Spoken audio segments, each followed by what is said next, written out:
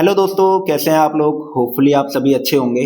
तो बचपन में हम सभी को बताया जाता है कि लाइफ एक रेस है। पहले 10th 12th, उसके बाद JEE, और एक बार अगर IIT में एडमिशन मिल गया तो लाइफ सेट है। लेकिन क्या हो अगर किसी को IIT में एडमिशन मिल जाता है लेकिन वो फाइनल ईयर में जाके IIT से ड्रॉप आउट ले लेता है। सुनने में थोड़ा अजीब लगता है ना। तो आज हमारे साथ हैं Samarth Kashyap, PhD student from IIT Bombay. इन्होंने IIT गांधीनगर से अपना बीटेक स्टार्ट किया था, लेकिन फाइनल ईयर में जाके बीटेक छोड़ दिया। अब इन्होंने ऐसा क्यों किया, क्या रीजन था उसके पीछे, और ये कैसे यहाँ IIT बॉम्बे तक पहुंचे, ये सब जानेंगे हम इसी वीडियो में। तो वीडियो को पूरा देखें। तो hello Samarth, hi Deepak. Thank you for your time. तो मोस्ट वेलकम। मैं डायरेक्ट अभी क्वेश्चन पे आता हूँ कि आप IIT गांधीनगर से अपना बीटेक कर रहे थे, जी। लेकिन फाइनल ईयर में जाके आपने अपना बीटेक छोड़ दिया। तो उसके पीछे क्या रीजन था कि आपने अपना बीटेक फाइनल ईयर में इतने पास जाके डिग्री के छोड़ दिया था? रीजंस तो कई थे, पर मैं एक या दो हाईलाइट करता हूँ। तो सबसे प्राइमरी था बर्नआउट। बहुत थक गया था मैं 7th क्लास से कोचिंग जाता था जेई की, और 7th टू 12th जो एक टिपिकल जर्नी रहती है किसी भी जेई स्टूडेंट की, कि आप टॉप बैच में रहेंगे, आप पे परफॉर्मेंस का प्रेशर रहता है, आप हर हफ्ते मॉक टेस्ट दे रहे हैं, हर महीने फुल मॉक टेस्ट दे रहे हैं, 6 घंटे वाले। And in the and basically फिर आप हर कॉम्पिटिटिव एग्जाम में पार्ट लेंगे। तो बढ़ते बढ़ते बढ़ते एक पॉइंट के बाद एक ब्रेकिंग पॉइंट आ जाता है। कुछों का आ जाता है, कुछों का नहीं भी आता। मैं उनमें से था जिनका आ गया। तो जब तक मेरा जेई एडवांस आया, मतलब अराउंड द कॉर्नर, तब तक आई वॉज डन। तो मैं IIT गांधीनगर जब तक पहुंचा तभी मेरा माइंडसेट ऐसा हो चुका था कि I don't think I will be able to do it. लेकिन वो एक जो झारूपन रहता ही है शुरू में, तो obviously you won't be thinking about dropping enter करते ही कि नहीं नहीं अभी तो मेरे को नहीं जाना है। So I went in, tried my best to do what I had been doing 7th class से। जब तक चला तब तक चला, and then when I was sure कि अब नहीं हो पाएगा, सो आई ड्रॉप्ड आउट। तो ये काफी टफ डिसीजन रहा होगा आपका। लेकिन जब आपने इस डिसीजन के बारे में अपने पेरेंट्स को बताया तो उनका क्या रिएक्शन था, उन्होंने किस तरह रिएक्ट किया? इनिशियली आई वुड से थोड़ा रेजिस्टेंस था, डेफिनेटली, बिकॉज IIT एक बहुत बड़ा ब्रांड नेम है। ईजी नहीं होता है कि आप इतना मेहनत जिसमें आपने करी है, इतने रिसोर्सेज लगाए हैं, एंड ऑनेस्टली कोई भी अगर कॉम्पिटिटिव एग्जाम हम निकालते हैं, किसी भी कॉम्पिटिशन में अगर अव्वल आते हैं, तो उसमें पेरेंट्स का ज़्यादा त्याग रहता है, पेरेंट्स की ज़्यादा मेहनत रहती है देन द स्टूडेंट, ऐसा मेरा मानना है। तो अब जब उन्होंने इतना खुद भी सैक्रिफाइसेस किए हैं, और फिर वो पूरा ना हो, मतलब वो अपने मुकाम तक ना मुकम्मल ना हो वो चीज़, तो बुरा तो लगता ही है। बट फिर पेरेंट्स प्रेम भी बहुत करते हैं अपने बच्चों से, है ना? तो एक पॉइंट के बाद वो समझ जाते हैं। मतलब एक एक वो एक वार्तालाप की तरह है जो एक लंबे समय पे पूर्ण होती है, कि आप शुरू करते हैं बातचीत, फिर धीरे धीरे धीरे थोड़ा सा वो आपको समझते हैं, थोड़ा आप उनको समझते हो, और एक पॉइंट पे आके सुलह हो जाती है। तो सेकेंड ईयर से हमारा डिस्कशन शुरू हुआ था कि क्या करना चाहिए, अच्छा नहीं लग रहा है। तो जब भी हमारी कॉल पे बात होती थी, जो हर दिन ही होती थी, तो उसमें मैं उनको बताता था क्या चल रहा है, कैसा चल रहा है। उनको भी समझ में आ रहा था कि बहुत ठीक तो नहीं है हालात। तो second year, I think fourth semester के अंदर पहली बार आई थिंक मेरे फादर ने कहा था कि तुम फिर ऐसा करो, थोड़ा सा ब्रेक लेके देख लो। तो उस टाइम पे फिर मैंने एक सेमेस्टर ड्रॉप किया था, बीच में एक सेमेस्टर भी ड्रॉप किया था मैंने, कि थोड़ा ब्रेक लेके लेट्स सी कि और चीज़ें थोड़ी एक्सप्लोर करते हैं, कुछ और कोर्सेज करते हैं कैंपस में ही रह के, बट फिलहाल अपने इंजीनियरिंग के कोर्सेज नहीं करेंगे। तो उस दौरान फिर मेरे को ह्यूमैनिटीज़ के कोर्सेज में से थोड़ा लगाव हुआ उस सेमेस्टर के, वो जो मैंने एकेडमिक से ड्रॉप लिया था, लेकिन अदर अदर डायरेक्शन में जाके ह्यूमैनिटीज़ के कोर्सेज ऑडिट किए थे। फिर अगले सेम से जब मैंने दोबारा ज्वाइन किया थर्ड ईयर में, तो तब तक पेरेंट्स को भी और मुझे भी क्लियर हो गया था कि नहीं ज़्यादा चल पाएगी गाड़ी। तो मेरे पेरेंट्स ने कहा था कि छोड़ दो, ड्रॉप कर दो। फिर मेरी चुल हो गई कि नहीं नहीं, अभी तो सारे दोस्त हैं, इतने अच्छे अच्छे दोस्त अभी अभी बने हैं, ये सब मैं ऐसे कैसे छोड़ दूँ। तो फिर वो उल्टा हो गया, फिर पेरेंट्स बोल रहे थे कि अरे अब छोड़ दो, जल्दी छोड़ो, तो फिर जल्दी कुछ शुरू करोगे। बट मुझे था कि नहीं नहीं, मे बी मैं एक और बार ट्राई करूँगा तो थोड़ा कुछ अच्छा हो जाएगा। तो कहीं ना कहीं उसका कारण दोस्तों के साथ रहना भी था, और उस एक और जो एक IIT आपको एक्सपोजर प्रोवाइड करता है, उसको ना छोड़ने की इच्छा भी थी। अदर देन एकेडमिक्स भी बहुत सारा एक्सपोजर आपको मिलता है IIT में, बट मतलब वही वो धक्के से चल गया 1 साल और, फिर 4th ईयर जब शुरू हुआ तो 7th सेम में मैंने ड्रॉप ले लिया। तो जैसे आईआईटी आपने ड्रॉप कर दिया था, उसके बाद आपने क्या किया वहाँ से निकलने के बाद? सो ड्रॉप करते ही, क्योंकि मैंने 7th सेम में ड्रॉप किया था, तो इमीडिएटली कोई एडमिशन्स ओपन नहीं थे उस टाइम पे। So I went and joined a small company as a marketing executive. अब क्योंकि मेरा इलेक्ट्रिकल इंजीनियरिंग में बैकग्राउंड है, तो आईआईटी इतना बड़ा ब्रांड है कि भले ही आप ड्रॉप भी करो, लेकिन वहाँ जाना अपने आप में अच्छा समझा जाता है।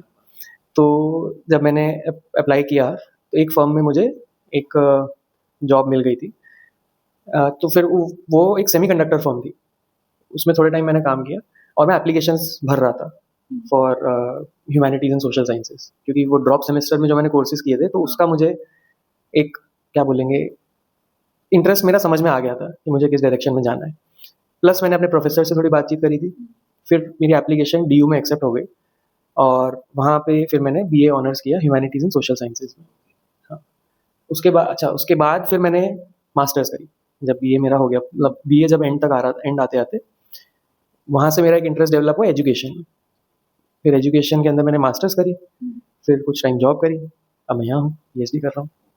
तो जैसे आपने आईआईटी गांधीनगर ड्रॉप किया था फाइनल ईयर में, लेकिन यहाँ पे आईआईटी बॉम्बे में फिर से आप पीएचडी करने आए, तो ये शिफ्ट कैसे आया? कैसे आया तो आई थिंक एक बहुत लंबी कहानी हो जाएगी, बट शॉर्ट में बता दीजिए। शॉर्ट में मैं ये कह सकता हूँ कि यही मैं भी जानना चाह रहा हूँ, इसीलिए मेरी पीएचडी एजुकेशन में। क्योंकि एजुकेशन जो है वो जिस तरीके से हम एक्सपीरियंस करते हैं और जिस तरीके से हम एक्सपीरियंस करना चाहते हैं या कर सकते हैं, उसमें फ़िलहाल एक बहुत बड़ा गैप है। तो अपनी क्लासरूम से बाहर मुझे ऐसा लगता है मैंने ज़्यादा सीखा दैन जितना क्लासरूम में रह के सीखा।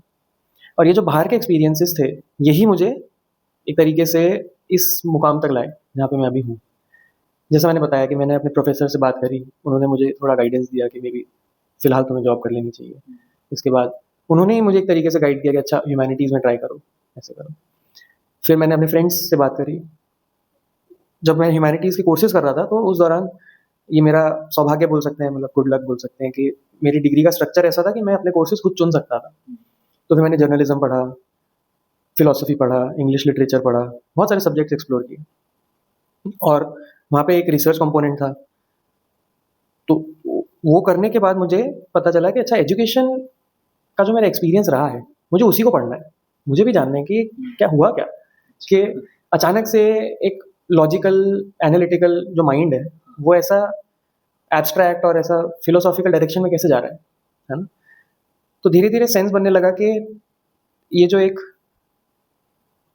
फ्री एक्सप्लोरेशन होता है ना, जिसको प्ले भी बोलते हैं एजुकेशन की भाषा में, ये बहुत इंपॉर्टेंट होता है समझने के लिए कि असल में एक डायरेक्शन पकड़ने के लिए। तो हमें आमतौर पे लगता है कि छोटे बच्चे ही प्ले से सीखते हैं, लेकिन अब धीरे-धीरे मेरा इस पे बिलीफ थोड़ा चेंज हो रहा है कि नहीं, प्ले से तो सब सीखते हैं, बस वो प्ले का फॉर्म बदल जाता है। तो आई सपोज़ मैं ये कह रहा हूँ कि खेल-खेल में मैं यहाँ पहुँच गया। तो कोई एग्ज़ाम दिया था आपने अपने मास्टर्स के बाद यहाँ पे, या फिर कोई डायरेक्ट इंटरव्यू से आप यहाँ आए थे? एग्ज़ाम दिया था। सो मास्टर्स के बाद तो मैंने जॉब करी थी। जो मेरी लास्ट जॉब थी, उसमें फिर अपने मैनेजर्स और इनसे डिस्कस करके मेरी रिसर्च प्रोफाइल ही थी लास्ट जॉब में। तो हमको लगा कि मतलब मुझे रिसर्च में आगे जाना था। तो आई इन्फॉर्म देम, आई रिज़ाइन्ड वहाँ से एंड फिर मैंने यूजीसी नेट दिया।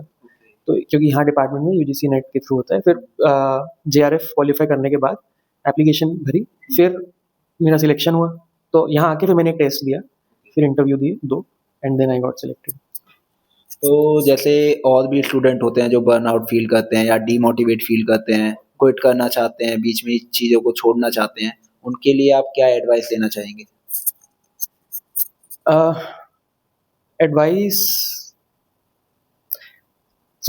एडवाइस का ऐसा है कि मैं कोई भी ऐसी एडवाइस नहीं दे सकता जो हर किसी पे अप्लाई हो, क्योंकि हर व्यक्ति अलग है, हर किसी की ज़रूरतें अलग हैं, हर किसी की कहानी अलग है, उनके स्ट्रगल्स अलग हैं।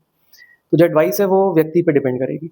मैं ये ज़रूर कह सकता हूँ कि जब जो बर्नआउट होता है, वो एक तरीके से एक माँग होती है समय की, थोड़ा स्पेस की, कि जब हम कुछ भी नहीं सोच पाते, मतलब हमारे पास मूव करने का स्पेस नहीं रहता, कि जो मैंने आपको पहले बताया कि फ्री एक्सप्लोरेशन, तो फ्री एक्सप्लोरेशन जब आप सोचते हैं तो आपके दिमाग में क्या आएगा कि ओह मेरे पास बहुत सारे ऑप्शंस हैं, है ना? और जब हम बर्नआउट सोचते हैं तो क्या दिमाग में आता है? एक बंद डब्बा, ऑप्शंस ही खत्म हो गए, है ना? तो क्विट करना जो एक थॉट है, वो मुझे लगता है कि वो भी एक तरीके से समय की मांग है। अगर मैं शायद क्विट कर दूंगा तो मुझे थोड़ा समय मिल जाएगा सोचने का, क्योंकि मेरे ऊपर वो एक्सपेक्टेशंस नहीं रहेंगी। तो आई थिंक जो एडवाइस रहेगी या ऐसा रहेगा वो इसी डायरेक्शन में रहेगी कि जो मेरे पिताजी ने मुझसे कहा था सेकेंड ईयर के बाद कि थोड़ा समय ले लो।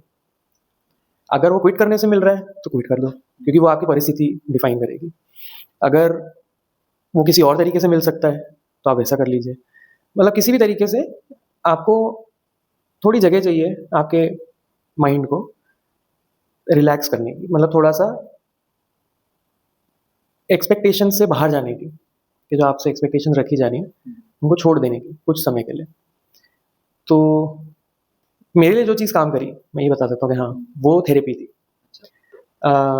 किस्मत से आईआईटी गांधीनगर में उस टाइम पे हमारा जो काउंसलिंग सेल था वो बहुत प्रोएक्टिव था, तो वो वहाँ पे काफ़ी स्टूडेंट्स जाते थे। उससे पहले मुझे लगता था क्या है मेंटल हेल्थ, नहीं नहीं पागलों के साथ मेरे को नहीं रहना फिर मैं भी उनमें से एक पागल बन गया तो विच वॉज नाइस। वाई आई से it was nice is because that brought a significant shift in my approach to uh, life in general। मैं थोड़ा सा मेरी सोच का दायरा बढ़ गया, थोड़ा सा और मतलब खुल के सोचने लग गया मैं। तो मे बी, और आई थिंक ये एक्सपीरियंस यहाँ पे भी है कि आईआईटी बॉम्बे का भी जो काउंसलिंग सेल है वो बहुत प्रोएक्टिव है। बहुत सारे ऐसे इवेंट्स होते हैं जो यही थॉट को दिमाग मतलब रख के किए जाते हैं कि स्टूडेंट्स जो हैं यहाँ पे वो बहुत ज़्यादा मेहनत करते हैं। हम देख ही रहे हैं कितनी ज़्यादा, मतलब सिर्फ पीएचडी नहीं, बैचलर्स से लेके हर पोस्ट डॉक्टर हर कोई बहुत मतलब घिस रहे हैं खुद को। तो ऑब्वियसली उनको थोड़ा सा स्पेस चाहिए खुलने का, थोड़ा सा स्टेप बैक करने का, रिलैक्स करने का। So that works for me quite well. तो अभी आप जैसे यहाँ आईआईटी बॉम्बे में हैं, तो अभी आप जब पीछे मुड़ के देखते हैं कि जब आपने आईआईटी गांधीनगर छोड़ा था, तो क्या वो डिसीजन आपको अभी सही लगता है कि वो एक कैसा डिसीजन रहा आपका? आई थिंक ये सवाल थोड़ा सा ऐसा है कि इसको ये हर मोमेंट पे इसका जवाब बदलेगा। कोई दिन अगर मेरा अच्छा जा रहा है मैं बोलूँगा यार अच्छा डिसीजन था। अगर कभी कोई रिजल्ट खराब चला गया हो सकता है मैं बोल दूँ डिसीजन खराब था, है ना? क्योंकि अल्टीमेटली जो भी बना वो बना उसी डिसीजन से और आगे बनता चला जाएगा, है ना? तो मुझे ये लगता है कि वो सही या गलत ना सोच के एक पॉइंट के बाद पर्सपेक्टिव ऐसा बन जाता है कि अब डिसीजन ले लिया तो अब क्या, है ना? वाई का जो सवाल है कि वाई दिस, इससे हट के सवाल हो जाता है नाउ व्हाट। तो जब हम नाउ व्हाट के नज़रिए से सोचने लगते हैं तो मुझे ऐसा लगता है कन्फ्यूजन थोड़ा कम हो जाता है। रिग्रेट हो या हैप्पीनेस हो दोनों थोड़े कम हो जाते हैं। तो उसमें उस स्पेस में फिर ज़्यादा हम क्लियरली सोच पाते हैं कि हाँ डिसीजन जो था वो हो गया, अभी ले लिया, अब मैं यहाँ हूँ, नाउ व्हाट। तो अब इस केस जो आपने पूछा तो उस केस में आई टुक व्हाट आई टुक। उस समय पे जो मुझे ठीक लगता था मैंने उसके अकॉर्डिंग डिसीजन लिया। अब जो मैं डिसीजन लेता हूँ वो उस बेसिस पे जो मुझे अब ठीक लगता है। तो उस सेंस में देखा जाए तो हर वो डिसीजन मतलब मेरे अपने एक्सपीरियंस से इन्फॉर्म्ड है, तो उसमें सही या गलत कहना बहुत मुश्किल है। तो वन लास्ट क्वेश्चन कि अभी आप आईआईटी बॉम्बे में जैसे यहाँ पे हैं, तो फर्स्ट सेमेस्टर आपका कैसा जा रहा है, कैसी यहाँ पे लाइफ स्टाइल है, ये आप अगर 1 मिनट के अंदर बताना चाहें? मैं आंसर देता हूँ 1 मिनट के अंदर, yes, very hectic, very hectic, very demanding, but a lot of fun. हाँ, उसके इसमें IIT Bombay is not an, मतलब मैं किसी से ये नहीं बोलूँगा कि हाँ पे सर्वाइव करना आसान है, लेकिन मुश्किल भी नहीं है अगर आपका इंटरेस्ट है। ये जगह ही ऐसी है जो बहुत हाई बार सेट करती है, लेकिन फिर उतना ही आपको सपोर्ट करती है कि आप वो अचीव कर पाओ। ऐसे बस छोड़ नहीं देते ये कि हाँ हाँ स्टूडेंट अपने आप कर लेंगे, ऐसा नहीं है। हाँ, सो आई वुड से कि it's a lot of ghisai with a lot of massage also. That sounds wrong, but either way. So thank you Samarth for your time. तो अगर आपको कोई भी क्वेश्चंस पूछने हैं मुझसे या समर्थ से तो आप कमेंट कर सकते हैं, we will definitely reply to it. मिलते हैं आपसे नेक्स्ट वीडियो में, तब तक के लिए बाय। Bye bye.